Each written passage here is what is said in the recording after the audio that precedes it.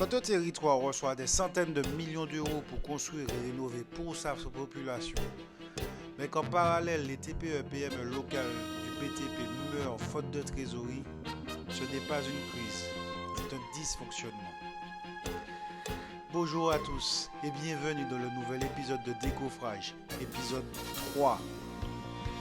Mais avant, je vous demande de vous abonner, d'activer la cloche de notification, liker et partager la vidéo. Ça m'aidera dans mon travail. Aujourd'hui, on va parler d'un sujet qui touche à la fois le logement, l'économie, mais aussi la survie des entreprises martiniquaises. Ils génèrent plus de 33 000 logements par an. Ils investissent plus de 150 millions d'euros par an sur notre territoire. Je parle des bailleurs sociaux. Générique.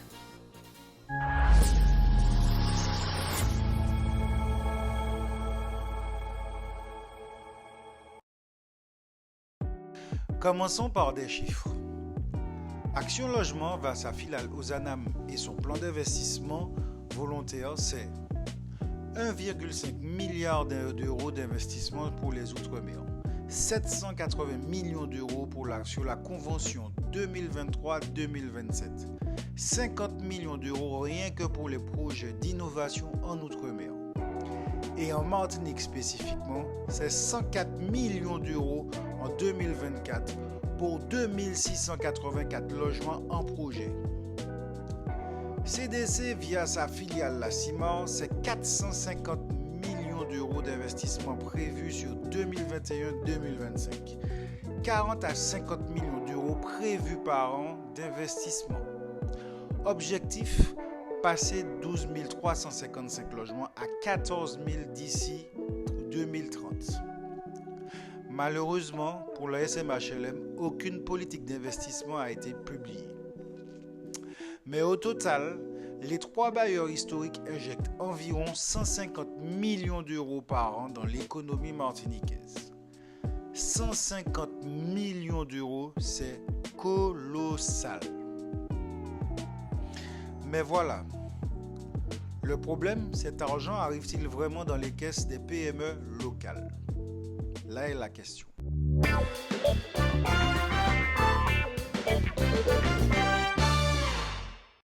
Parlons maintenant de ce que personne ne dit assez fort. L'IEDOM a publié en 2024 une étude sur les délais de paiement en Martinique. Les chiffres sont accablants. En métropole, le secteur du BTP est considéré comme vertueux. Selon Altares, les retards de paiement sont de 8,3, en gros 8 jours. En Martinique, dans la construction, c'est 79 jours. Vous avez bien entendu, 79 jours. C'est 10 fois plus qu'en métropole. Le seuil légal est de 30 jours. Et ce n'est pas tout. L'IEDOM nous dit que 26% des entreprises martiniquaises subissent des retards de paiement. C'est 6 points de plus qu'en 2022. Mais le chiffre qui fait mal, le voici. Si aucun retard de paiement n'était constaté, c'est 108 millions d'euros qui reviendraient dans les trésoreries des entreprises du secteur. 108 millions d'euros, c'est presque une année qui dort dans les caisses des donneurs d'ordre au lieu d'être dans les trésoreries des TPE-PME.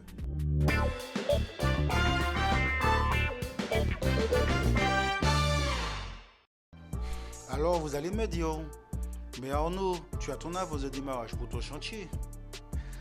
La réponse est non, zéro, nada. Pourquoi?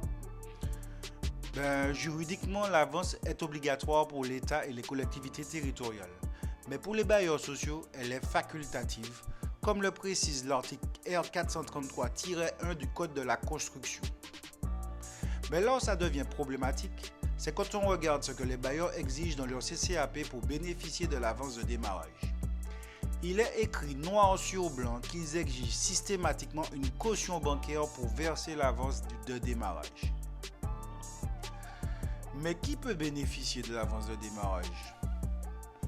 Certainement pas les TPE et PME locales au vu de la conjoncture et du nombre de TPE-PME mises en liquidation sur ces 5 dernières années. La banque regarde vos bilans, voit que vous n'avez pas les reins assez solides et refuse. Ou alors elle impose des conditions draconiennes. Frais de dossier élevés, garanties personnelles et des taux prohibitifs. C'est le serpent qui se mord la queue. Pour répondre à un marché, il faut de la trésorerie.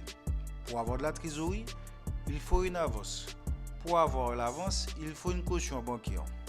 Pour avoir la caution, il vous faut de la trésorerie et un bilan solide. Résultat, les TPE-PME sont de facto exclus ou prennent d'énormes risques en avançant leurs fonds propres. À cette problématique d'avance de démarrage s'ajoute une autre problématique en Martinique.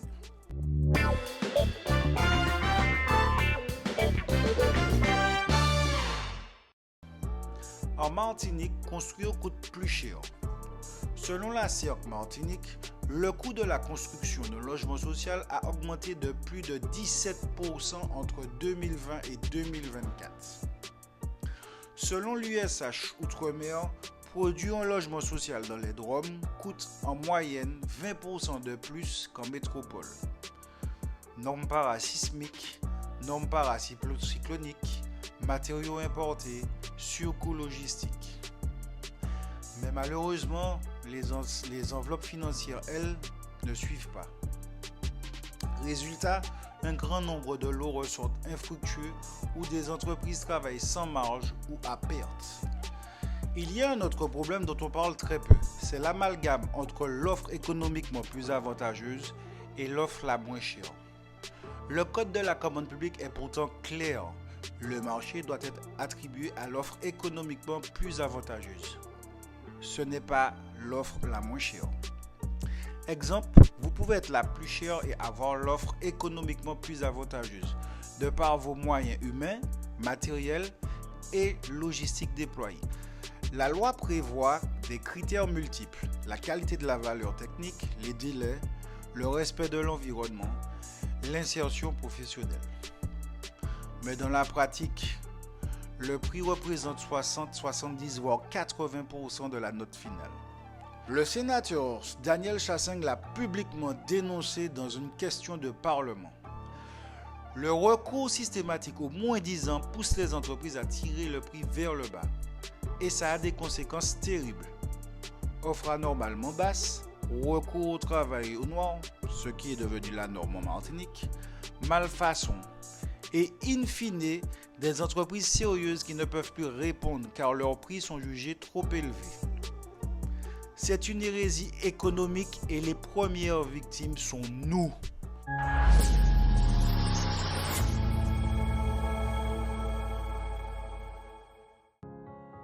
Aujourd'hui, on voit les conséquences directes sur le tissu local martiniquais. Entreprises fragilisées, abandon de chantier, perte du savoir-faire. Et tout cela, ce que ça va amener la dépendance aux entreprises hexagonales qui, eux, ont les reins plus solides que les PME locales. Donc voilà, il appartient aux bailleurs de respecter le seul critère auquel ils sont soumis sur le code de la commande publique, la passation de marché.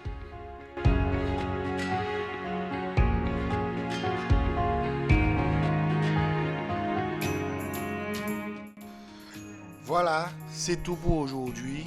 Je vous dis merci pour l'attention et on se retrouve la semaine prochaine pour l'épisode 4 de Décoffrage.